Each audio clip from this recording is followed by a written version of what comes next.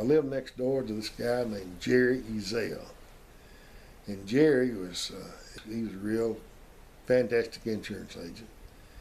And he kept on talking to me, and he said, Tommy, if you come to work for me and sell life insurance, and you work as hard as selling life insurance, you do sell insurance, you'll make $10,000–$12,000 a year. I thought, oh, that'd be fantastic.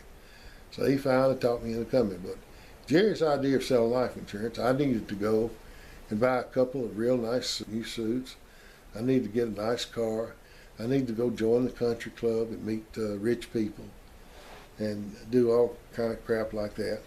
Well, that just wasn't me. I just never believed that. So after 2 years and low production, Jerry fired me. Well, I thought, well, this is the end of the road.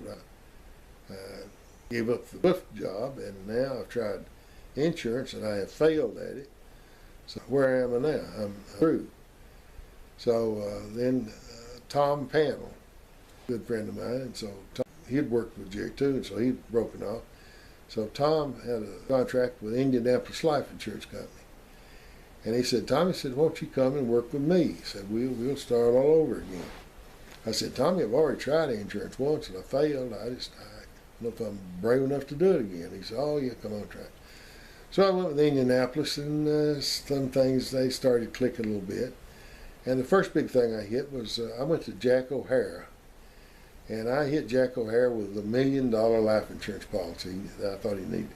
And he bought it. And at that time, that was the first $1 million life insurance policy that Indianapolis Life had ever placed. They had, enrolled people before, but they wouldn't pass. They didn't place them. That was the first one ever placed. So that got me started good with Indianapolis Life. And on Monday nights, I'd sit and I'd make 25 phone calls to people out of the blue, which I always hated. Calling them home. Good evening, sir.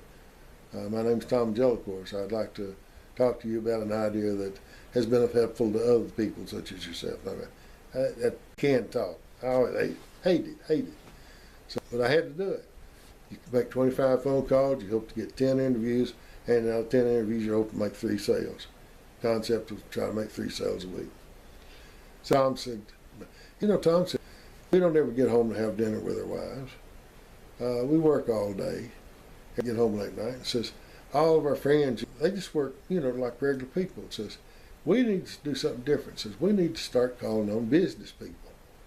And call on them from 9 o'clock in the morning until 5 o'clock in the afternoon. Then go home. We started trying that, and it started working. I started writing a bunch of group health life insurance. And I started, writing some man life insurance. And then Hazen Press offered me a deal to come down.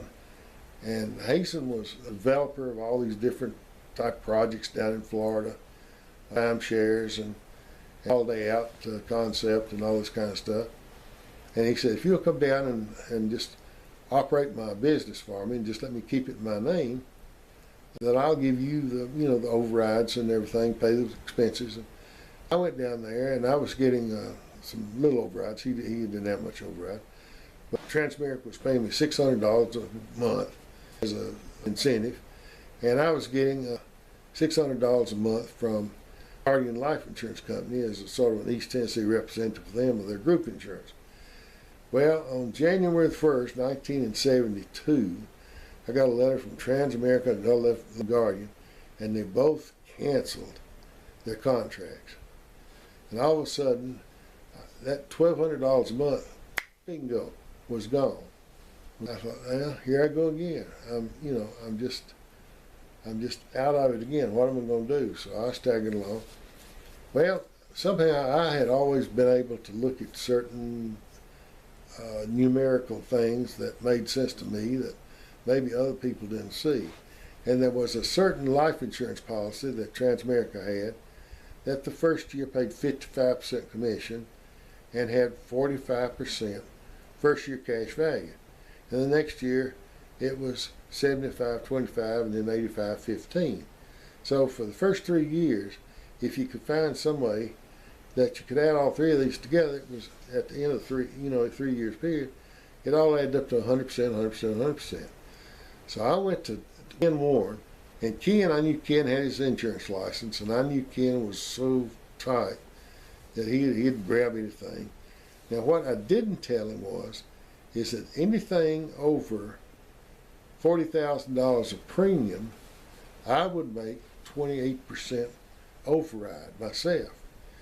So I showed him how this would work. I said, you buy this $1 million policy and you'll pay $100,000 a year premium, and I'll pay you the 55% commission, and you'll have 45% cash value. Now, if you can find something to do with the commission, that's up to you. He said, I believe that works. I said, yeah, it works. It works. He said, me and my partners will buy 3 of them. So I sold him 3 for about $300,000 in premium.